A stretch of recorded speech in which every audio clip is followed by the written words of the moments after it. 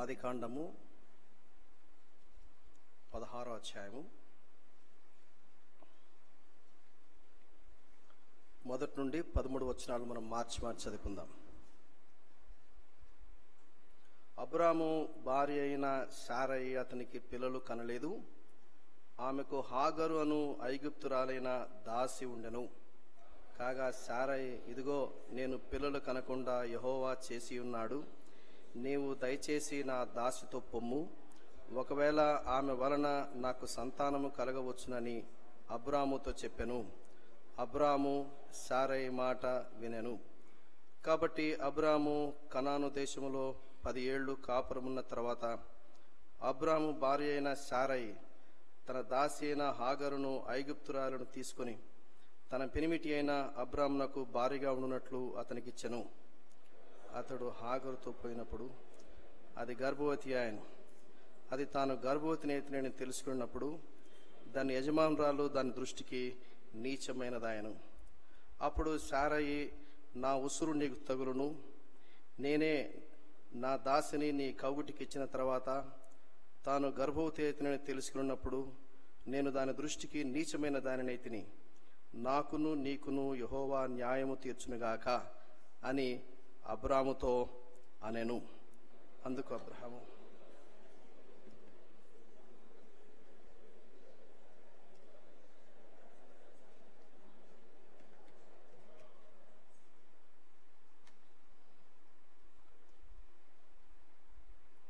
ఏడో వచనం నేను చదువుతున్నాను. యెహోవా దూత అరణ్యములో నీటి బుగ్గ యొద్ద అనగా షూరు మార్గములో బుగ్గ యొద్ద ఆమెను కనుగొని, శారయి దాసి అయిన హాగరు, ఎక్కడి నుండి వచ్చితివి, ఎక్కడికి వెళుచున్నావు అని అడిగినప్పుడు అది నా యజమానురాలైన శారయి యొద్ద నుండి పారిపోచున్నానను. అప్పుడు యెహోవా దూత, నీ యజమానురాలి యొద్దకు తిరిగి వెళ్ళి ఆమె చేతి కింద అణిగి ఉండుమని దానితో చెప్పాను. యెహోవా దూత, నీ సంతానము నిశ్చయంగా విస్తరింపజేసేదను, అది లెక్కింప వీలు లేనంతగా విస్తారమగునని దానితో చెప్పాను. మరియు యెహోవా దూత, ఇదిగో యెహోవా నీ మొరను వినెను, నీవు గర్భవతి అయి ఉన్నావు, నీవు కుమారుని కని అతనికి ఇష్మాయేలును పేరు పెట్టుదువు. అతడు అడవి గాడిద వంటి మనుషుడు, అతని చెయ్యి అందరి చేతులు అతనికి విరోధముగా ఉండును. అతడు తన సహోదరులందరి ఎదుట నివసించునని దానితో చెప్పగా, అది చూచుచున్న దేవుడు నీవే అను పేరు తనతో మాట్లాడిన యెహోవాకు పెట్టెను. ఏలైనగా నన్ను చూచిన వారిని నేను ఇక్కడ చూచితిని కదా అని అనుకొనెను. ప్రార్థన చేసుకుందాం. తలలు వంచండి, కళ్ళు మూసుకోండి, సాధ్యమైతే మోకరించండి. ప్రేమగల మా నాయన, జీవముల దేవా, నీ పాద సన్నిధిలో కనపడి మీ దివ్యమైన స్వరాన్ని వినటానికై మీ ఇంటిలో మమ్మల్ని సమావేశపరిచినారు. మీ స్తోత్రం. పరిశుద్ధాత్మ దేవుని సహాయం లేకుండా ఏ మానవుడైనా సరే మీ దివ్యమైన వాక్యాన్ని ఎలా బోధించగలడు? ఒకవేళ బోధించినా మేము ఎవరం కూడా ఆ వాక్యాన్ని గ్రహించలేం, ఆ వాక్యానుసారంగా జీవించడం మా వల్ల కాదు. కనుక వాక్యాన్ని ధ్యానం చేసుకోకమునుపు మిమ్మల్ని ఆశ్రయిస్తూ మేము ఆశతో ఎదురు చూస్తున్నాం. ఒకవేళ మీరు కనుక వాక్యాన్ని మాకు పంచి ఇస్తేనే మేము పొందుకోగలం, మీరు ఇవ్వకుంటే మేము పొందుకోలేం. కనుక పరిశుద్ధాత్మ అభిషేకం చొప్పున మీ దివ్యమైన వాక్య పరిచర్య నాకు మా అందరికీ అనుగ్రహించవలసిందిగా మేము ప్రార్థిస్తున్నాం. ఈ వాక్యాన్ని ధ్యానం చేస్తున్నప్పుడు నీవెవరవో, నీవేమై ఉన్నావో మేము గుర్తెరడానికే మా మనోనేత్రాలు వెలిగింపజేయవలసిందిగా మేము ప్రార్థిస్తున్నాం. శిలువలో మా కొరకు చిందించిన పవిత్రమైన రక్తం చేత మమ్మల్ని కడిగి శుద్ధి చేయండి. అట్లు మీ దివ్యమైన సన్నిధిని మాకు దండిగా అనుగ్రహించండి. మీ సన్నిధిలో ఏదైతే మేము పొందుకోవాలో ఈ దినాన వాటిని పొందుకోగలటకు, స్వతంత్రించుకోగలటకు మీ కృప మాకు మెండుగా అనుగ్రహించవలసిందిగా మనవి చేసుకుంటూ, మనుష్యులమైన మమ్మల్ని మరుగుపరిచి నీవే మాకు పరచుకోండి. అట్లు ఆత్మ, స్వేచ్ఛ, స్వాతంత్రము మాకు అనుగ్రహించండి. యేసుక్రీస్తు వారి దివ్యమైన పరిశుద్ధమైన అన్ని నామముల కంటే ఉన్నతంగా హెచ్చించబడిన నామమున ప్రార్థించి వేడుకుంటున్నాము తండ్రి, ఆమేన్. మనం పోయినసారి ఏదైతే చూసామో వాటిని క్లుప్తంగా కొంతవరకు మనం ధ్యానం చేసుకుందాం. తీతుకు పత్రిక 1వ అధ్యాయం 16వ వచనాన్ని ఆధారం చేసుకొని ఒక పాఠం మనం నేర్చుకున్నాం. ఏం పాఠం నేర్చుకున్నాం? మన క్రియలు ఏం చేస్తాయంటే దేవుని నేను ఎంత మట్టుకు ఎరిగాను అనే సత్యాన్ని మనకు తెలియజేస్తాయని మనం చూసాం. అపోస్తలుడైన పౌలు ఆయన దేవుని ముఖాముఖిగా ఎదుర్కొన్నప్పుడు 2 ప్రశ్నలు వేశాడు. ఒకటేమన్నాడు, ప్రభువా నీవు ఎవడు అని అడిగాడు. రెండవది 22 అపోస్తలుల కార్యములు 10వ వచనంలో, ప్రభువా నేనేం చెయ్యాలి అన్నాడు.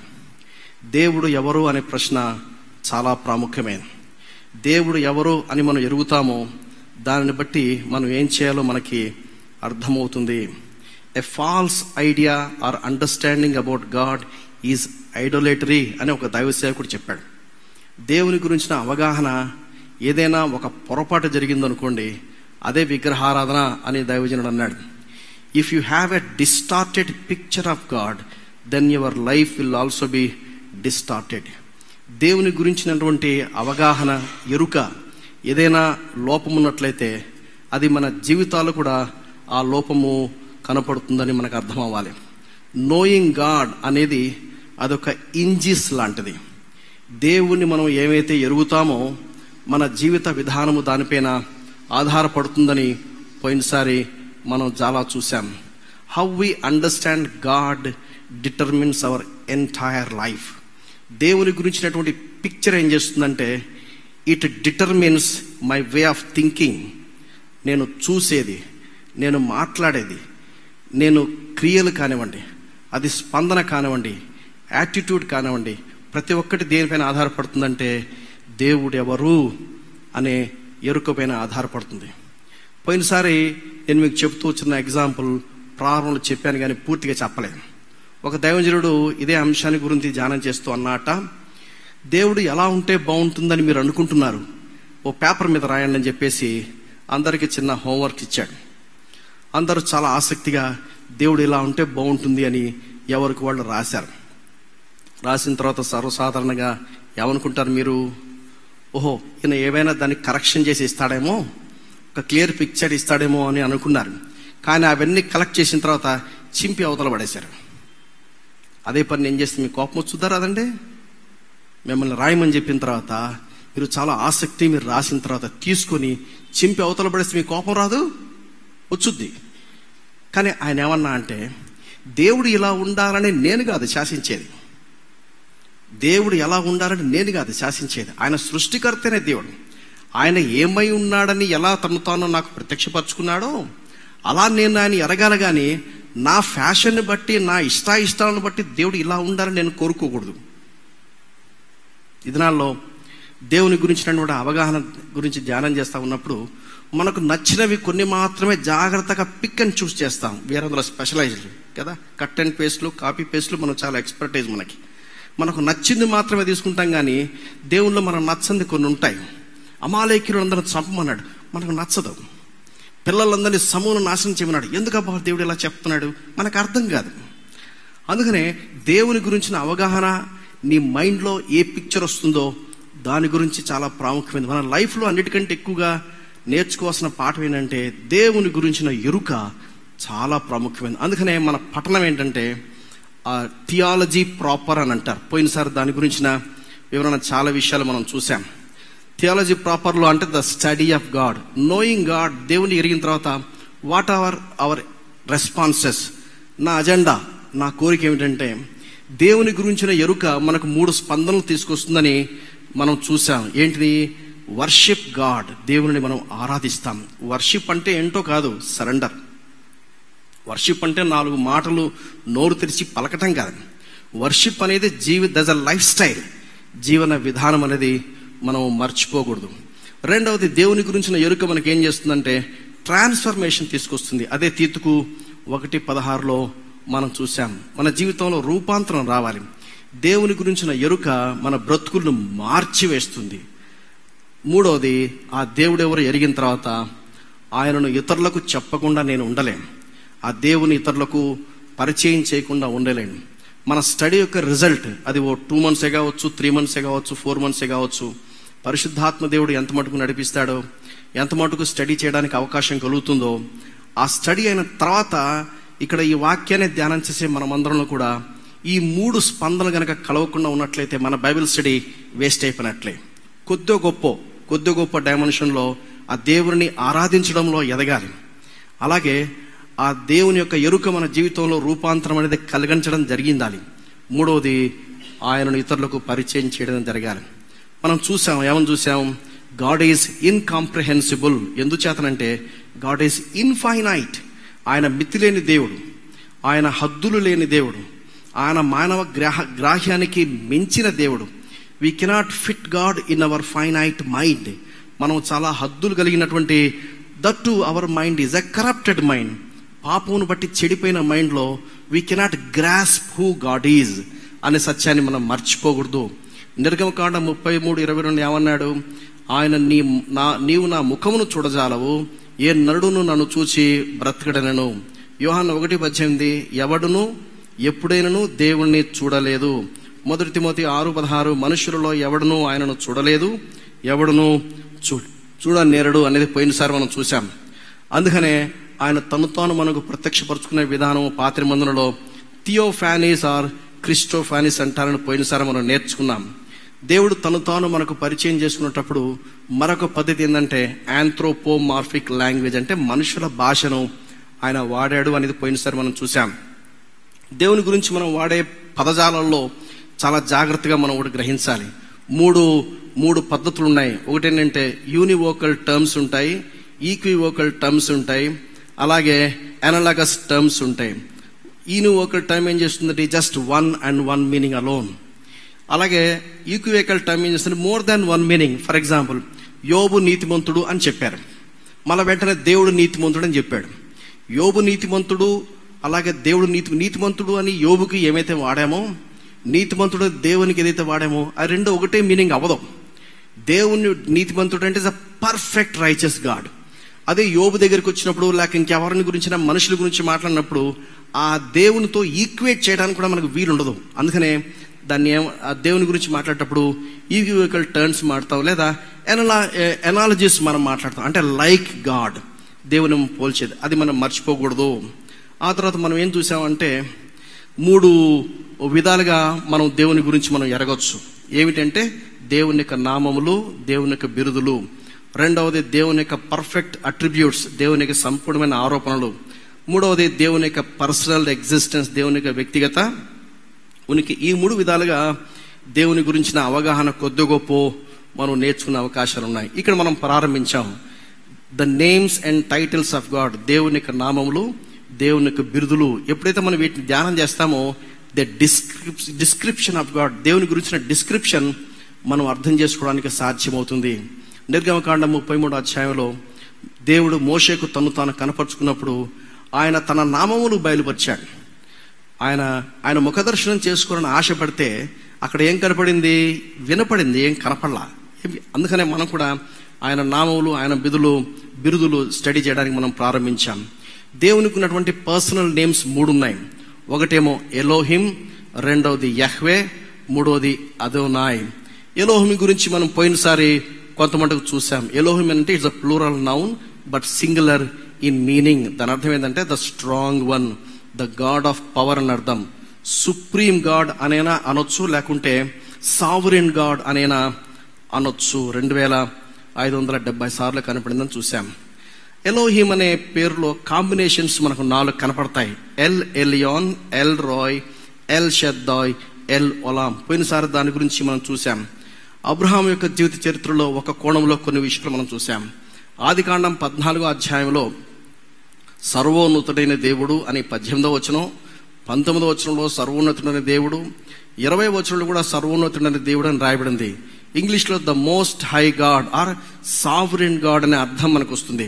సర్వోన్నతుడైన దేవుడు అనే మూల భాషలో, హెబ్రీ భాషలో ఎల్ ఎలియాన్ అంటే ద మోస్ట్ హై గాడ్, సర్వోన్నతుడు దేవుడు, సావరెన్ గాడ్ అనే అర్థము అనేది పోయినసారి మనం చూసాం. ఎల్ అంటే ఎలోహిం, డానియల్. ఎల్ ఎక్కడెక్కడే ఎల్ అయితే వస్తుందో ఎలోహిం అని మనకు అర్థం చేసుకోవాలి. ఎలోహిం అంటే ద స్ట్రాంగ్ వన్ అని అర్థం. The strong one, sovereign God అనేది మనం చూసాం. అబ్రహాం యొక్క జీవిత చరిత్రలో ఈ మాట అనటానికి ఎక్కడ మనకి మూలమైందంటే మెల్కీసెదెకు దగ్గర ఆ విషయాలు మనకు అర్థమవుతుంది. ఎవరు మెల్కీసెదెకు? ఆయన నిరంతరము యాజకుడు, మొదటి నీతికి రాజు, తర్వాత సమాధానానికి రాజు, తల్లి వంశావళి లేనివాడు. ఆయన రొట్టె ద్రాక్షారసాన్ని అబ్రహాముకు ఇచ్చినట్టుగా మనం చూస్తామంటే సహవాసం పోషణకి సాదృశ్యం. ఆ తర్వాత అబ్రహామును ఆశీర్వదిస్తాడు.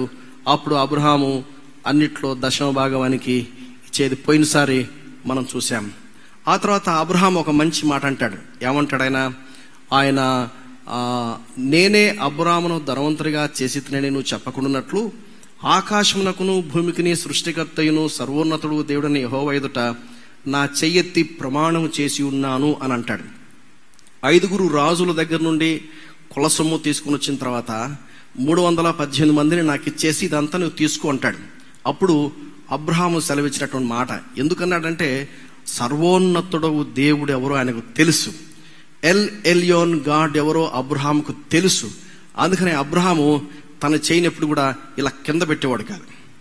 ఆయన ఇలా ఇచ్చేవాడే కానీ ఇలా తీసుకునేవాడు కాదు. ఆ సందర్భంలో మనీ యాటిట్యూడ్ విషయంలో కొన్ని పాఠాలు మనం నేర్చుకున్నాం. ఎందుకంటే మత్తయి సువార్త 6:24 ఏం చెప్తుందంటే దేవునికిని సిరికిని బానిసలుగా ఉండడం సాధ్యము కాదు. ఒకవేళ దేవునికి సిరికిగా ఉంటే, దేవునికి బానిసగా ఉంటే సిరిని మనం తృణీకరిస్తాం.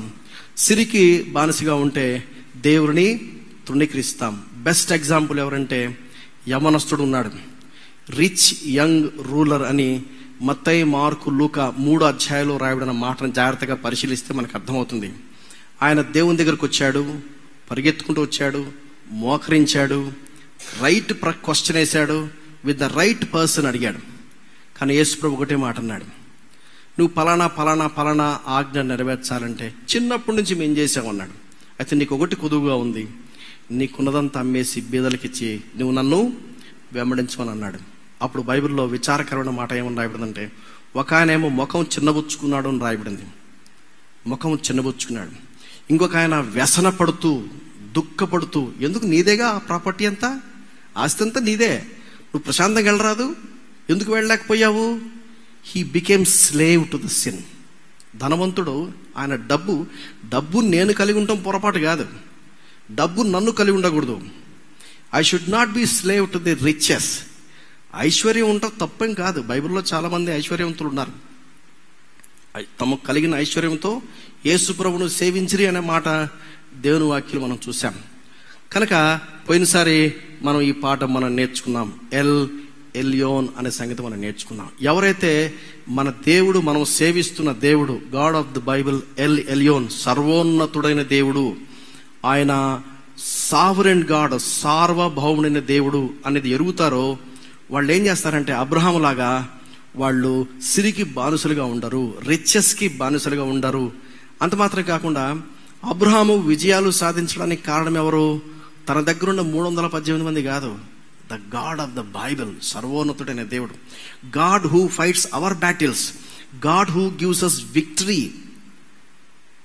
ఆ సత్యాన్ని మనము పోయినసారి మనం నేర్చుకున్నాం. ఈసారి రెండోది ఎల్ రాయ్ గురించి మనం చూడాలి. ఆదికాండం 16:13 మరొకసారి దయచేసి చూడండి. ఆదికాండం 16:13 అది చూచుచున్న దేవుడవు నీవే అను పేరు తనతో మాట్లాడిన యెహోవాకు పెట్టెను. ఇలాగనగా నన్ను చూచిన వాణి నేను ఇక్కడ చూచితిని కదా అని అనుకొనెను. ఎల్ రోయ్, ఇక్కడ ఈ మాట చూసారా? ఎల్ రోయ్, చూచుచున్న దేవుడవు నీవే. హాగరు ఈ మాట అంటుంది. ఎవరి హాగరు? ఎక్కడి నుంచి వచ్చింది ఈ హాగరు? అబ్రహాం జీవితంలో హాగరు రావడానికి కారణం ఏంటి? అది మనం కనుక చూస్తే 16వ అధ్యాయంలో మొదటి 3 వచనాల్లో మనం చదివాం. మొదటి 3 వచనాల్లో, ఈ మొదటి 3 వచనాల్లో విచారకరమైన మాట ఏమిటంటే అబ్రాము సారయి మాట వినెను.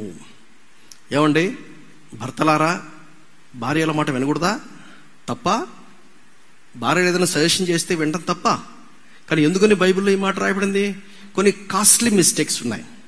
అబ్రహాం చేసిన mistake is a very very costly mistake. విశ్వాసులను మనం కూడా కొన్నిసార్లు మనం చేసే మిస్టేక్స్ ద్వారా మన పిల్లలు, ఆ మొదటి తరము, రెండవ తరం వాళ్ళు కూడా they will pay price for it.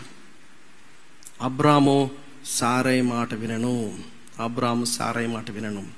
15వ అధ్యాయము 6వ వచనం కనుక మనం చూస్తే, దయచేసి చూడండి. అదే ఆదికాండము 15వ అధ్యాయము 6వ వచనం.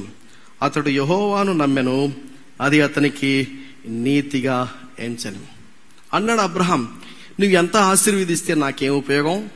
ఇదిగో ఈ సేవకుడే కదా వారసుడవుతాడు అంటే దేవుడు కేటగిరికలుగా ఒక మాట అన్నాడు. ఏమన్నాడు ఆయన? దయచేసి చూడండి 4వ వచనం, 15వ అధ్యాయము ఆదికాండం 4వ వచనం.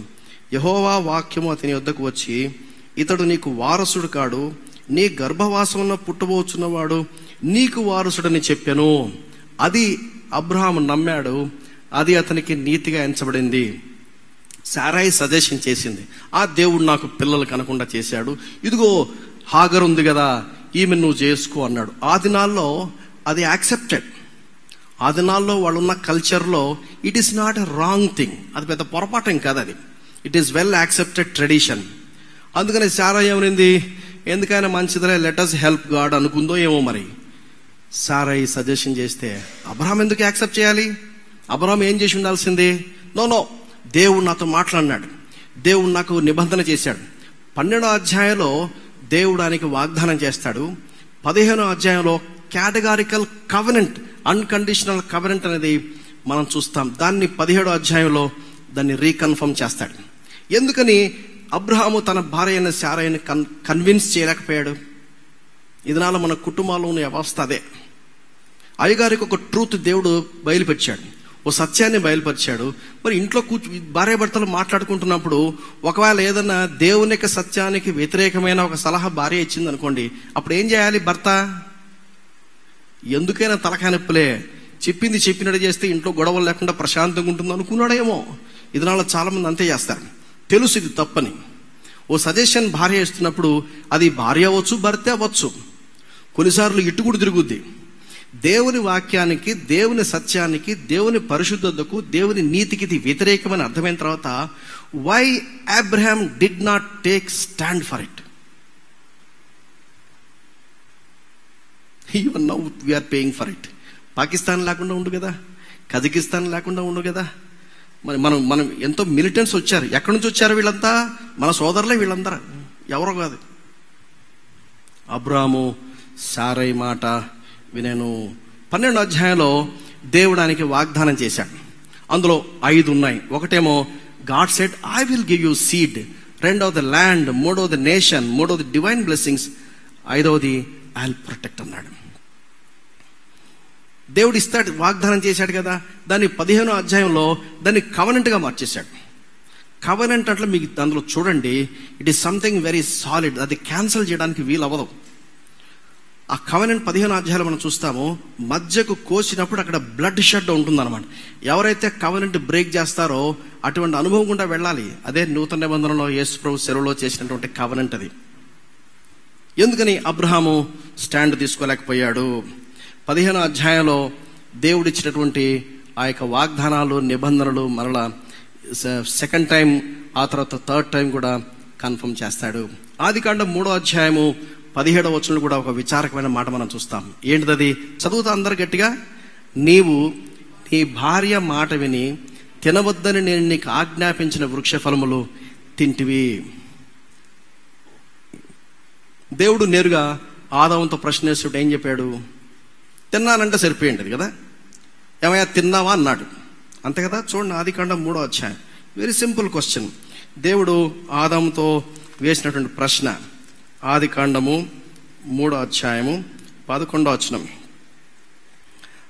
దయచేసి మీరు కూడా నాతో పాటు చదివితే చాలా మంచిది. అందుకు ఆయన, నీవు దిగంబరివని నీకు తెలిపిన వాడెవడు? నీవు తినకూడదని నేను నీకు ఆజ్ఞాపించిన వృక్ష ఫలములు తింటివా? ఆబ్జెక్టివ్ క్వశ్చన్ కదా.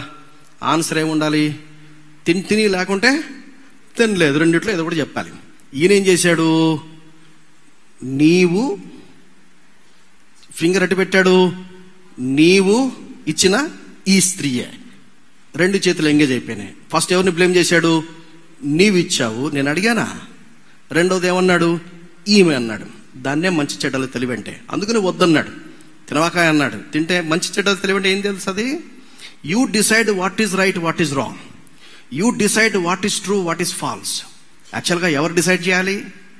అబ్రహాంకి ఏం తెలుసండి? అబ్రహామును దేవుడు ఒక మట్టి బొమ్మలో జీవవాయు విధంగానే మనిషి జీవాత్మ అయ్యాడు. అబ్రహాం తెలిసేది చెట్టని, అబ్రహాంకి ఏం తెలుసు పలాందని పలానని?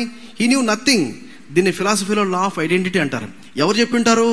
దేవుడు నేర్పించుంటాడు. మనం మన పిల్లలకు నేర్పుతాం కదా, చిన్నప్పటి నుంచి నేర్పుతాం. This is yellow, this is black, this is blue, this is cat, this is ball, this is elephant అన్నప్పుడు, రేపొద్దున జూ పార్క్ వెళ్ళినప్పుడు బొమ్మలు చూసిన ఎలిఫెంట్, దిస్ ఇస్ ఎలిఫెంట్, ఓ దిస్ ఇస్ ఎలిఫెంట్. ఎవరు నేర్పించారు అవి? మనం నేర్పించాం. దీన్ని బాటిల్ అనకుండా క్యాట్ అని చిన్నప్పుడు నేర్పించాం అనుకో, ఇది చూడగానే దిస్ ఇస్ పిల్లాడు ఏమంటాడు? క్యాట్ అంటాడు. ఎందుకని? మనం అలా నేర్పించాం. లా ఆఫ్ ఐడెంటిటీ అంటారు. ఎవరు నేర్పించారు ఇది? దేవుడు నేర్పించినాడు. లేకపోతే అబ్రహాంకు ముందు ఎవరు లేరు కదా. He was a first man. గుడ్డు ముందా లేక కోడి ముందా అంటే ఏం చెప్పాలి మనం? కోడి ముందని చెప్పాలి. గుడ్డు తర్వాత వచ్చింది. మీకు అర్థమవుతున్న పాయింట్? కాబట్టి దేవుడు నేర్పించాలి. అదే మంచి చెడ్డల తెలివంటే ఆదాము కూడా చాలా కాస్ట్లీ మిస్టేక్ చేశాడు. Even now we are paying for it. ప్రియమైన సోదరి సోదరులారా, దేవుడు చూచే దేవుడు. ఎవరు మన దేవుడు? El Roi God, the strong one who lives and sees me. ఆయన నన్ను చూచే దేవుడు, ఆయన సజీవుడైన దేవుడు. He is the strong one. ఈ సత్యాన్ని మనం మర్చిపోకుండా జాగ్రత్తగా గుర్తుపెట్టుకోవాలి. సారాయి సలహా ఇచ్చినప్పుడు దేవుడు చూస్తున్నాడా లేదా? దేవుడు వారి మధ్యలో ఉన్నాడా లేదా? ఎందుకని స్విచ్ ఆఫ్ చేశాడు దేవుని సన్నిధిని? అదే జరిగింది. ఎవరు లేరు ఇంట్లో. ఆమె ఏమంటుంది? ఇంట్లో ఎవరు లేరు, నువ్వు నేనే ఉన్నాం, this is the right time అని అనింది ఆమె. అప్పుడు యోసేపు ఏమన్నాడు? లేదు లేదు, దేవునికి వ్యతిరేకంగా నేను ఎట్లా చేస్తానన్నాడు. దేవుని తీసుకొచ్చి పెట్టాడు మధ్యలో. ఇవాళ మనం నేర్చుకునే పాఠం ఏంటంటే, మన దేవుడు ఎవరు? He is not only God of El Elyon, he is also a God of El Roi. ఆయన he is a strong one who lives and sees. Abraham గురించినటువంటి ఇంకా మరికొన్ని విషయాలు మనం చూడాలి. హాగర్ ఎక్కడి నుంచి వచ్చింది? ఎక్కడి నుంచి వచ్చిందంటే ఆదికాండం 12వ అధ్యాయం కనుక చదివితే మనకు బాగా అర్థమవుతుంది. దేవుడు అబ్రహామును నడిపిస్తున్నాడు. అబ్రహాము దేవుని యొక్క నడిపింపు ప్రకారంగా వచ్చాడు. అయితే ఆయన జీవితంలో కరువు వచ్చింది. ఎందుకు వచ్చింది కరువు? కరువు ఎందుకు వచ్చింది? అది పరీక్ష. కరువు ఎందుకు వచ్చింది? అది పరీక్ష. ఇక్కడ టీచర్స్ ఎంతమంది ఉన్నారు? టీచర్స్గా పనిచేసి, అమ్మ మీరు మీ పిల్లలకి ఎందుకు పరీక్షలు పెడతారు? పరీక్షలు ఎందుకు పెడతారు మీరు? నెక్స్ట్ స్టెప్లోకి వెళ్ళటానికి కదా. పరీక్షలు మా అబ్బాయి చాలా తెలివితేటలు ఉన్నాయండి, ఏది ప్రూవ్ చేయండి. ఎక్కడ ప్రూవ్ చేయాలి? పరీక్షలు రాయాలి వాడు. మనం ఏం చేస్తామని పాఠాలు నేర్పిస్తాం. పాఠాలు నేర్పించిన తర్వాత పరీక్షలు పెడతాం. పరీక్షలు ఎందుకు పెడతాము? ప్రమోషన్ ఇవ్వడానికి పెడతాం. కానీ దేవుడు ఏం చేస్తాడు? ముందు పరీక్ష పెడతాడు, పరీక్ష పెట్టి పాఠాలు నేర్పిస్తాడు. దేవుడు ఏం చేస్తాడు? పరీక్ష పెడతాడు, పరీక్ష పెట్టి పాఠాలు నేర్పిస్తాడు. అబ్రహాము జీవితంలో ఒక పరీక్ష వచ్చింది. ఏమిటా పరీక్ష? కరువు వచ్చింది. ఏం చేయాలి అబ్రహాము జీవితంలో కరువు వచ్చింది. ఆయనకి ఇచ్చినటువంటి ప్రామిసెస్లో 5 పాయింట్స్ ఉన్నాయి కదా. మొదటిదేంటి? సీడ్ ఇస్తానన్నాడు, ల్యాండ్ ఇస్తానన్నాడు, నేను గొప్ప నేషన్గా చేస్తానన్నాడు, డివైన్ బ్లెస్సింగ్స్ ఇస్తానన్నాడు, ప్రొటెక్షన్ ఇస్తానన్నాడు.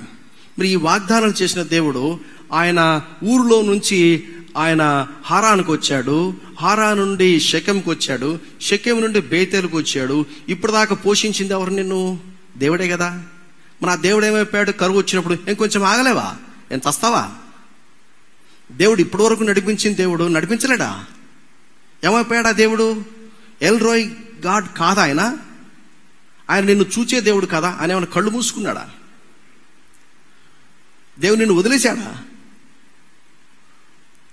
కరువు వచ్చింది.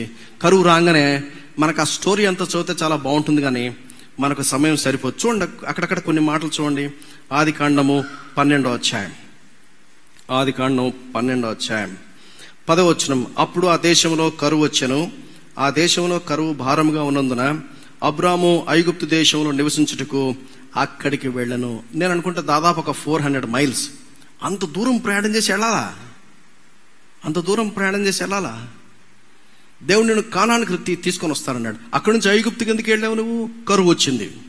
మనం కూడా ఎట్లుంటుందంటే మన ఆధ్యాత్మిక జీవితం అన్నీ బాగున్నప్పుడు బాగానే ఉంటాం, కానీ ఏదన్నా చిన్న ప్రాబ్లం రాగానే కదిలిపోతాం మనం. మన యాక్చువల్గా ఆత్మీయత ఎప్పుడు బయటపడుతుంది? ఇటువంటి పరీక్షలు వచ్చినప్పుడే బయటకు పడుతుంది. అంటే దేవుడికి తెలియక కాదు పెట్టేది, నేనెవరో నాకు తెలుసుకోవడానికే దేవుడు ఈ పరీక్ష పెడతాడు. మరణ భయం వచ్చింది, అయ్యో నన్ను చంపేస్తారేమో. చదవండి ఆ మాట, 11-12 వచ్చినాడు. అతడు ఐగుప్తులో ప్రవేశించుటకు సమీపించినప్పుడు అతడు తన భార్య అయిన శారయితో, ఇదిగో నీవు చక్కని దానవని ఎరుగుదును, ఐగుప్తీయులు నిన్ను చూచి ఈమె అతని భార్య అని చెప్పి నన్ను చంపి నిన్ను బ్రతకనిచ్చెదరు. నీ వలన నాకు మేలు కలుగునట్లు, నిన్ను బట్టి నేను బ్రతుకున్నట్లు నీవు నా సహోదరువని దయచేసి చెప్పుము. ఎవరి వల్ల అండి బతికేది? సారాయిని బట్ట బతికేది అబ్రాం, సారాయిని బట్ట మేలొచ్చేది. ఈ దినాల్లో మన జనాలు కూడా అదే తయారైపోయారు. పెళ్లి సంబంధాలు వచ్చినప్పుడు ఆస్తి ఉందా, ప్రాపర్టీ ఉందా, బాగా చదువుకుందా, పెళ్లి చేసుకుంటే నాకేమొచ్చుద్ది? మేలు అక్కడి నుంచి రావడానికి ఈ దినాల్లో క్రైస్తవులను చెప్పుకుంటాం, విశ్వాసాలను చెప్పుకుంటాం. కట్నం లేకుండా పెళ్లి చేసుకునే వాళ్ళు ఈ దినాల్లో బహుకు అరుదు. కట్నం లేకుండా 5 నాళ్ళ పెళ్లి. మా అబ్బాయి పెళ్ళప్పుడు మేము అదే చెప్పాం. సంబంధం చూసినప్పుడు ఇది పెళ్లి చేసుకోవచ్చు అని మాకు అర్థమైన తర్వాత మేము వాళ్ళ ఇంటికి వెళ్ళి ఫస్ట్ మాట చెప్పి నేనే లేచి చెప్పాను, మీ దగ్గర నుంచి మాకు ₹1 వద్దు, మీకు సంబంధించిన వస్తువు ఏది మా ఇంట్లో ఉండడానికి వీల్లేదు, మీ ఖర్చులు మీరు పెట్టుకోండి, మా ఖర్చులు మేము పెట్టుకుంటాం, పెళ్లి మేమే చేస్తామన్నాం. లేదు లేదు సార్ మేము చేస్తామన్నారు. ఈనాటికి మా ఇంట్లో వాళ్ళకి సంబంధం మా వియంకుడి దగ్గర నుంచి ₹1 కానీ ఎటువంటి ఏమి మా దగ్గర లేవు. దేశ్ నో ట్రేస్. రేపొద్దున మా అమ్మాయి పెళ్లి చేస్తే కూడా అట్లాగే పెళ్లి చేస్తాను. ₹1 కట్నం ఇచ్చేది లేదు. మాకు మగపిల్లడైనా ఒకటే, ఆడపిల్లవాడైనా ఒకటే. విశ్వాసం విశ్వాసం విశ్వాసం అని చెప్పుకుంటాం కానీ పెళ్లి దగ్గర అసలు రంగులు బయటకు వస్తాయి. పెళ్లి దగ్గర అసలు రంగులు బయటకు వస్తాయి. ఈ దినాల్లో అన్న మా అమ్మాయికి ఏదైనా కొంచెం ప్రపోజల్ చూడండి బ్రదర్ అంటే భలే కష్టం రెఫర్ చేయడానికి. ఎందుకంటే అంతవరకు బాగానే ఉంటుంది. 11th అవర్ రాగానే అన్న ఇది లేకుంటే ఎట్లన్నా, ఈ ట్రెడిషన్ లేకుంటే ఎట్లన్నా, ఈ సాంప్రదాయం లేకుంటే ఏమైంది నీ విశ్వాసం అంతా? నీ వలన నాకు మేలు కలుగునట్లు, నీ వలన నేను బ్రతుకున్నట్లు. ఎవరండి బ్రతకడానికి అవకాశం ఇచ్చేది? ప్రాణం తీయగలిగింది ఎవరు? మరణం తప్పించుట ఎవరు వశము? ఈ శార తప్పించుద్దా? శారన తప్పించేది ఎల్ రాయ్ గాడ్. తెలిస్తే మన జీవితాలు అలా ఉండవు. అబద్ధాలు చెప్పాడు మళ్ళీ దాన్ని జస్టిఫై చేసుకోవడం. 20వ అధ్యాయం నేను చెప్పింది నిజమే కానీ she is my half sister, అది జస్టిఫికేషన్. మళ్ళా ప్రియమైన సహోదరి సహోదరులారా, ఇక్కడ కూర్చుని మనం ఎంతమంది చెప్పగలం దేవుని కృప వలన నా నోరు తెరిచి ఒక్క అబద్ధం కూడా చెప్పకుండా ఉండగలిగాను? ఓ చిన్న అబద్ధం చెప్తే పనులు అయిపోతాయి. ఓ చిన్న అబద్ధం చెప్తే, ఓ చిన్న రాంగ్ సర్టిఫికేట్ పెడితే ఉద్యోగం వచ్చేస్తుంది. ఓ చిన్న అబద్ధం చెప్తే మనం తప్పించుకుంటాం. చాలాసార్లు మనం చేసే పొరపాటు అది. బహుశా ఇక్కడ కూర్చుని మనం అందరం ఒక తీర్మానం ఇవాళ చేయాలి. ఏంటి తీర్మానం చేయాలంటే, ప్రాణం పోయినా పర్వాలేదు కానీ నేను నా నోటి నుంచి అబద్ధం చెప్పను. Come what may. ఏమనుకుంటారేమో వాళ్ళు వీళ్ళు చూసి. ఎందుకండి ఆదివారం నాడు ప్రభు వాళ్ళ దగ్గర నీకు తెలుసు నువ్వు యోగ్యంగా పాల్గొనలేదని, నీకు తెలుసు ఏదో పాపములో కొనసాగుతున్నావు, దాన్ని సెటరేట్ చేసుకోలేదని తెలుసు. చెయ్యెత్తుకుంటే ఏమనుకుంటారేమో, నా గురించి ఇతరులు ఎటువంటి ఆలోచన కలిగి ఉంటారేమో, మేబీ నన్ను చాలా చిన్న చూపు చూస్తారేమో. ఎవరి కోసం అంటే బతికేది? మనుషుల కోసమా, దేవుడి కోసమా? కరువు, మరణ భయము, అబద్ధములు, దానికి మూలం ఏంటి? అవిశ్వాసం. ఇంతవరకు తీసుకొచ్చిన దేవుడిని ఎందుకు నమ్మలేకపోయావు? ఆ ఫరో రాజా నిన్ను చంపేది. ఆ ఫరో రాజు వల్ల నీకు నష్టం కలుగుతుందా? ఆ దినాల్లో ఒక చోట నుంచి మరో చోటుకి వెళ్ళడానికి కారవాన్లాగా వెళ్ళేవాళ్ళు. ఒకరిద్దరు వెళ్ళడానికి కుదరదు, ఒక పెద్ద బ్యాండ్ లాగా వెళ్ళాలి. ఎందుకంటే దోచుకునే వాళ్ళు ఎక్కువ ఉంటారు. దేవుడు ఇంత మటుకు నేను అద్భుతంగా నడిపించాడు కదా, ఏమయ్యాడు ఆ దేవుడు? అబ్రహాం జీవితంలో ఆ మాటలు మనం చేసుకుంటాం. ప్రమాదకరమైన గిఫ్ట్ అది. సరే, చివరికి దేవుడు ఇన్వాల్వ్ అవుతాడు. దేవుడు ఆమెను ముట్టనివ్వడు, దేవుడు ఆయన పంపించేస్తాడు. ఏం గద్దిచ్చాడండి? ఒకసారి చదివితే చాలా బాగుంటుంది కదా. దయచేసి చూడండి, ఆదికాండము 12వ అధ్యాయం. ఆదికాండము 12వ అధ్యాయం 17వ వచనం. అయితే యెహోవా అబ్రాము భార్య అయిన శారయిని బట్టి ఫరోకును అతని ఇంటి వారికి మహావేదన చేత బాధించెను. అప్పుడు ఫరో అబ్రామును పిలిపించి, చదువుతారు నాతో పాటు అందరు కలిసి, 18వ వచనం, నీవు నాకు చేసినది ఏమిటి? ఈమె నీ భార్య అని నాకెందుకు తెలుపలేదు? ఈమె నా సహోదరిని ఎలా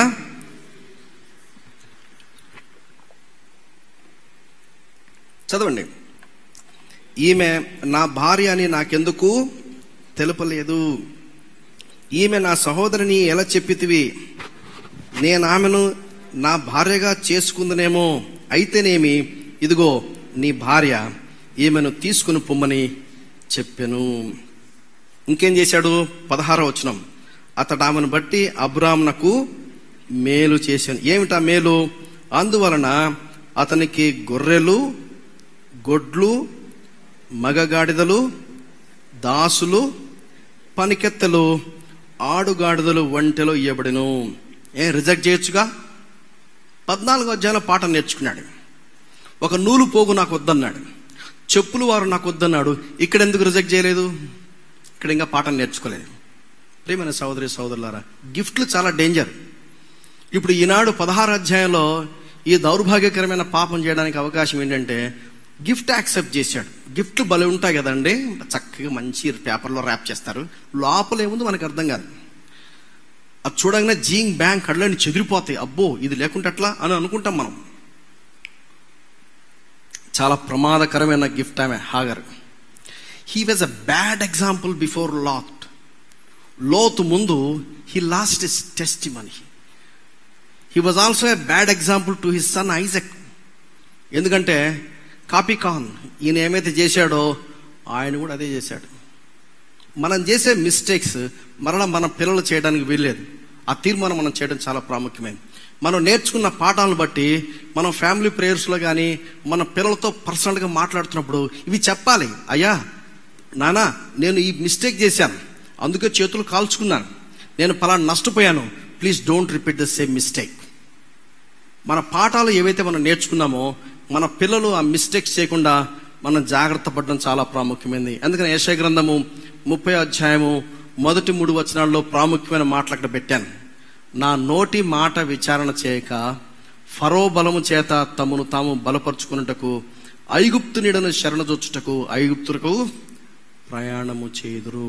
ఎల్ రోయ్ గాడ్, ఆ దేవుడు గనక నీవు ఎరిగితే నిన్ను చూస్తున్నాడని, ఆయన సజీవుడనే దేవుడని, ఆయన మన జీవితంలో జోక్యం కలుగజేసుకోవడానికి ఇష్టపడే దేవుడని. వీళ్ళు పాత నిబంధన విశ్వాసులు. కొత్త నిబంధనలో మనకున్న ఆశీర్వాదాలు ఎన్ని కాదు. ఆయన మన కోసం శిలువలో మరణించడని మనకు తెలుసు. ఆయన మన పాపములు శిలువలో భరించి ఆయన మృత్యుంజయుడి తిరిగి లేచి ఆయన మన హృదయాల్లో మన జీవితాల్లో నివసిస్తాడని మనకు తెలుసు.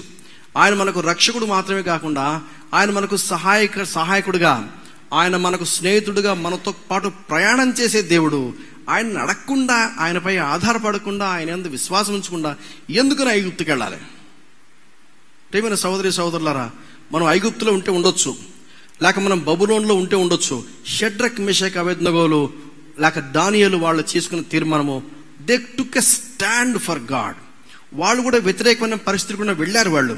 అయితే వాళ్ళు ఏం చేశారంటే they took a stand for God. మత్తయి సువార్త 10వ అధ్యాయము 34 నుంచి 37 దాకా చదవాలి. కనీసం 36, 37 చదువుతారా దయచేసి? వాక్యంలో ఉన్న మాటలేదు ఇక్కడ పెట్టాను, చదవండి దయచేసి. ఒక మనిషిని ఇంటి వారే శత్రులవుదురు, తండ్రినైనను తల్లినైనను నాకంటే ఎక్కువగా ప్రేమించేవాడు నాకు పాత్రుడు కాడు. లూకా సువార్త 14, 25, 26లో అదే మాట రాయబడింది. చదువుతారా? ఎవడైనను నా యొద్దకు వచ్చి తన తండ్రిని, తల్లిని, భార్యను, పిల్లలను, అన్నదమ్ములను, అక్క చెల్లెలను, తన ప్రాణమును సహా ద్వేషించుకుంటే నాకు శిష్యుడు కాడు. కొంతమందికి ఈ వాక్యం సరిగా అర్థం కాదు. నీ తండ్రిని నీ తల్లిని సన్మానించుము, అప్పుడు దీర్ఘాయుష్మంతుడని ఎఫెసీ పత్రిక 6వ అధ్యాయం మొదలొచ్చిన రాశాడు కదా. ఇక్కడనేమో ద్వేషించమంటాడే. ఇదేంటబ్బా ఇట్లా ఉంది వాక్యము? అక్కడనేమో సన్మానించమనే. తల్లికి తండ్రికి ఏదైతే ప్రయోజనకరమో అది దేవునికి కొర్బాను అని అంటే కూడా దేవుడు ఒప్పుకోడట. 15వ అధ్యాయం మత్తయి సువార్తలో ఆ మాటలు మనం చూస్తాం. ఇక్కడ ఎందుకు ఈ మాట రాశాడు? దీన్ని మనం ఎలా అర్థం చేసుకోవాలంటే, దేవునికి మొదటి స్థానం ఇవ్వాలి. నీ తల్లిని, నీ తండ్రిని, నీ భార్యను, నీ పిల్లలను, అన్నదమ్ములను, అక్కచెలను ద్వేషించమంటే నిజంగా ద్వేషించమని కాదు అర్థం. అక్కడ పాయింట్ ఏంటంటే priority number 1 is God, not your wife. Priority is number one is God, not your husband. Priority number one is God, not your job. Priority number one is always God. That's it. Abraham ఆ పాట నేర్చుకోలేకపోయాడు. He made a mistake. Abraham సారాయి మాట విన్నాడు. వ్యతిరేకత guarantee వస్తుంది. ప్రియమైన సహోదరి సహోదరులారా, మనం ఉన్నటువంటి ఫాలన్ వరల్డ్ లో వ్యతిరేకత తప్పనిసరిగా వస్తుంది. వ్యతిరేకత వచ్చింది కదా అని చెప్పి దాన్ని ఎలా హ్యాండిల్ చేయాలో జాగ్రత్తగా నేర్చుకోకపోతే అబ్రహాం చేసిన మిస్టేకే మనం కూడా చేస్తాం.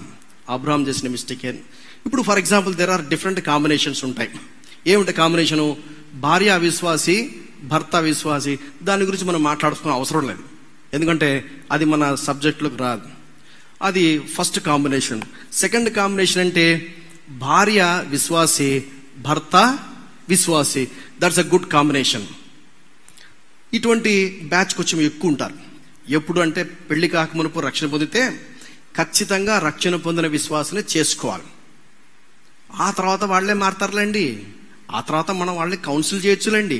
మందిరాన్ని తీసుకొస్తే ఖచ్చితంగా రక్షణ దొరుకుతుందండి. పచ్చబద్ధం అది. 2 కొరింథీ 6 రాయబడింది, అన్ఈక్వల్లీ యోక్ టుగెదర్ నెవర్. ఓ గాడిదకి గుర్రానికి ఎట్టి పరిస్థితుల్లో జతకడ్డానికి వెళ్ళలేదు. రక్షణ పొందిన విశ్వాసిని చేసుకోవాలి. That is number 1. రెండవది, అది దేవుని చిత్తమై ఉండాలి. దేవుడు తన వాక్యం ద్వారా తేటగా ఇరుపక్షాల వాళ్ళకి బయలుపరిచి దేవుడు సమాధానం ఇచ్చి నడిపించినప్పుడే మనం ముందుకు సాగిపోవాలి. It's a very good combination. మూడో కాంబినేషన్ అంటే భార్య అవిశ్వాసి, భర్త విశ్వాసి. బహుశా ఇక్కడ కూర్చున్న మీలో ఇటువంటి కాంబినేషన్ ఉంటే ఉండొచ్చు కూడా. పెళ్ళి అయింది, అప్పుడు రక్షణ పొందలేదు, తెలియదు. దేవుని చిత్తంలో పెళ్లి చేసుకోవడం తెలియదు. రక్షణ మారు మనసు పెళ్లి అయిన తర్వాత రక్షణ ఎవరో స్వార్థ చెప్పారు, రక్షణ పొందారు. భార్య అవిశ్వాసి, భర్త విశ్వాసి. 4 కాంబినేషన్. భార్య విశ్వాసి, భర్త అవిశ్వాసి. అట్లీస్ట్ దేర్ ఆర్ 3 కాంబినేషన్స్ ఉన్నాయి.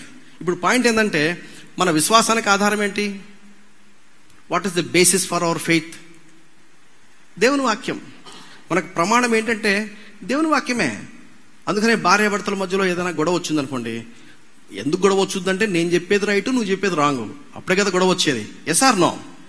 అమ్మగానే ఉంటుంది, no you're wrong, I'm right ఉంటుంది. ఈయన ఉంటుంది, no I'm right you're wrong అంటారు. ఇద్దరు దెబ్బలాడుకుంటారు. అప్పుడు ఏం చేయాలి? ఇద్దరు కలిసి దేవుని దగ్గరికి వెళ్ళాలి. ఇద్దరు కలిసి ఎక్కడికి వెళ్ళాలి? దేవుని దగ్గరికి వెళ్ళాలి. దేవుని వాక్యం దగ్గరికి వెళ్ళాలి. దేవుడు ఏం చెప్తే అప్పుడు ఏం చేయాలంటే ఇద్దరు సరి చేసుకోవాలి. ఎవరు రైట్ ఎవరు రాంగ్ ఎవరు చెప్పాలి? దేవుని యొక్క వాక్యం చెప్పాలి. కానీ మనకు ప్రమాణం ఏమిటి? విశ్వాసానికి ప్రమాణము దేవుని వాక్యం, అది సత్యం. రెండవది, విధేయతకు ఆధారం ఏంటి? ఒబీడియన్స్కి బేస్ ఏంటి? Why should wife obey her husband? What is the base? That's love, ప్రేమ. మన విశ్వాసానికి ఆధారం దేవుని వాక్యం, మన విధేయతకు ఆధారము దేవుని వాక్యం. మీ ముందు నేను కొన్ని విషయాలను పెడతాను. మత్తయి సువార్త 18 ఏమని రాయబడింది? అభ్యంతరం రాక తప్పవు. ఎవరి ద్వారా అభ్యంతరం వస్తుందో వాడికి శ్రమ. అంటే అభ్యంతరాలు తప్పనిసరిగా వస్తాయి.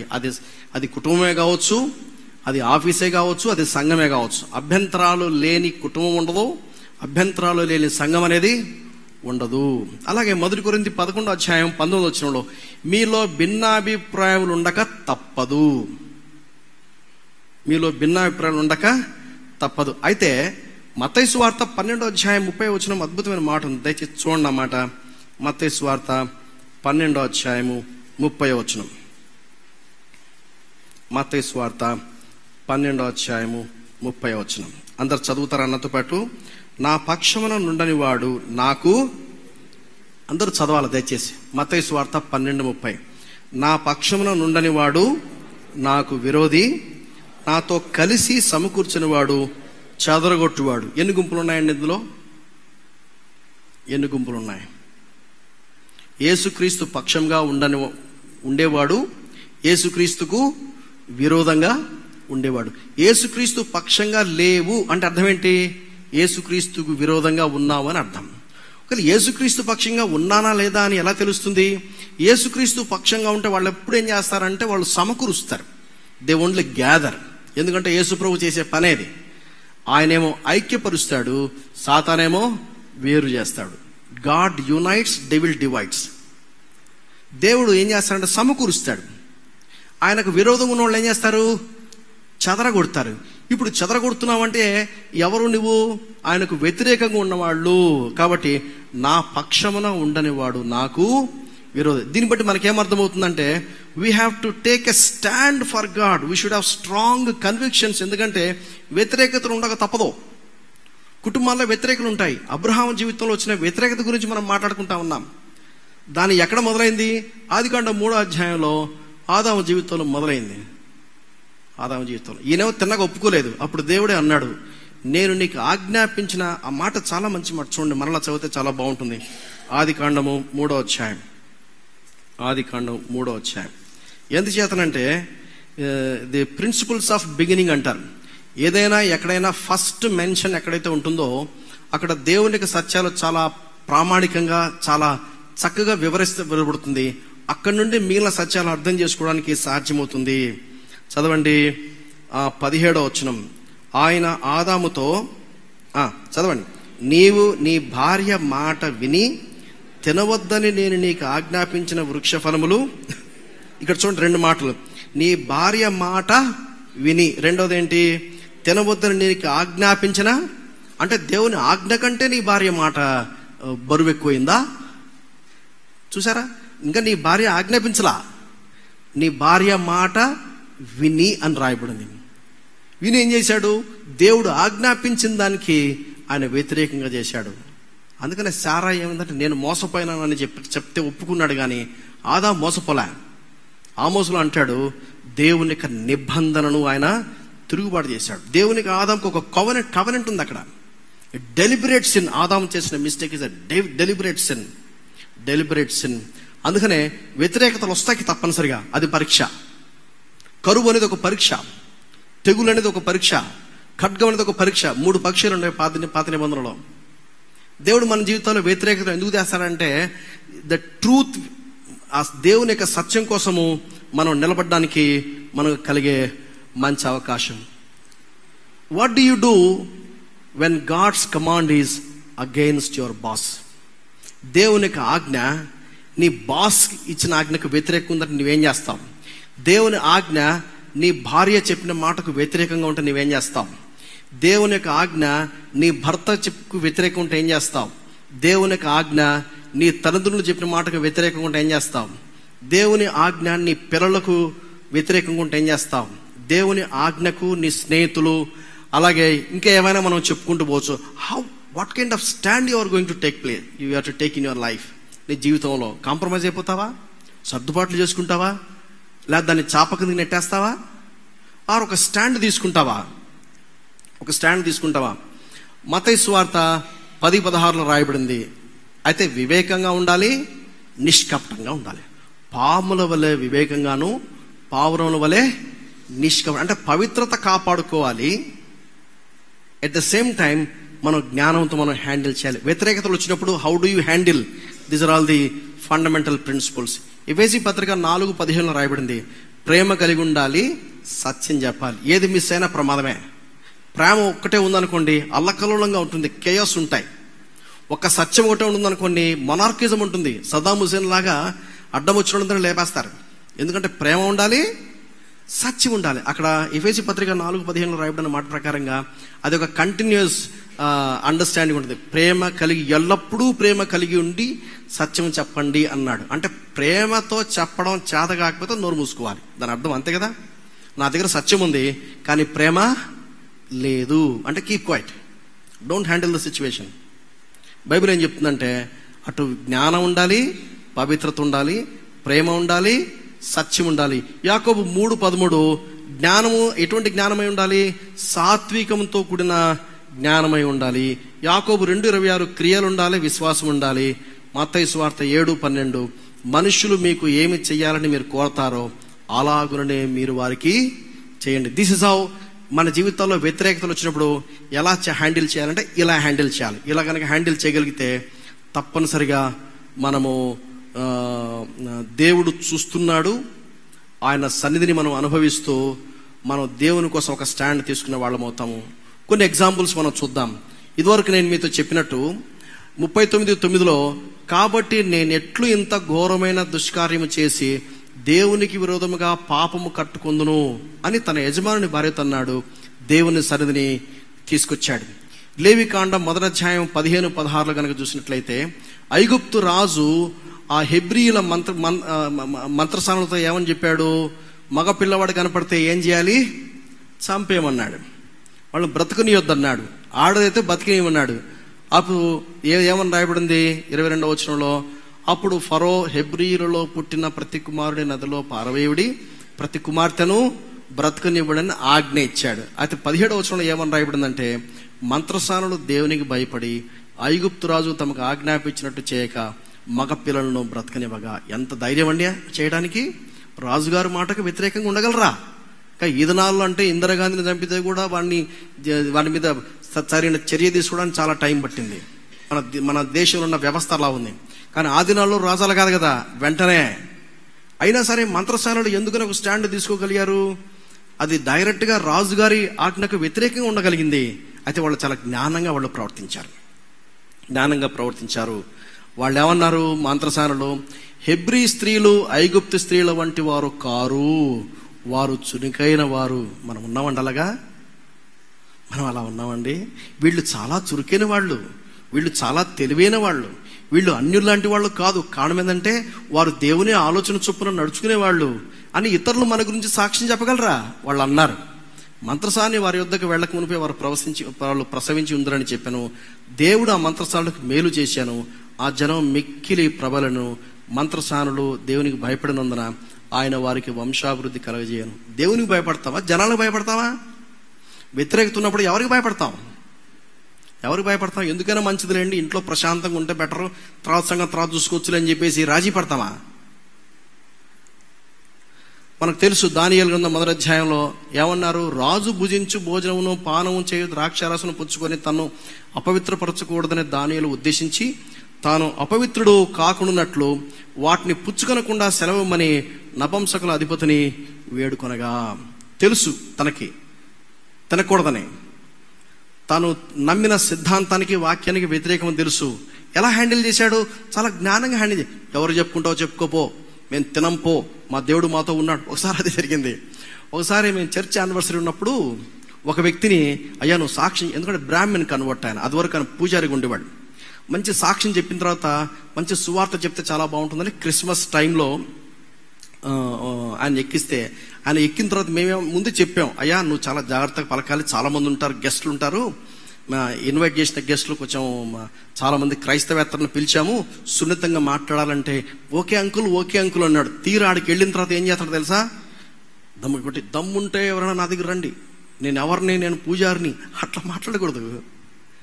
నీ దగ్గర సత్యం ఉంటే ఉండొచ్చు, జ్ఞానంగా మాట్లాడాలి, ప్రేమతో మాట్లాడాలి. అదే వీళ్ళు చేసింది. వీళ్ళు ఏమన్నా ఒక్క 10 రోజులు టైం ఇవ్వండి, లేకపోతే రాజుగారు ఆయన చంపేస్తాడు, ఒక్క 10 రోజులు టైం ఇచ్చి చూడండి సార్ అని అన్నారు.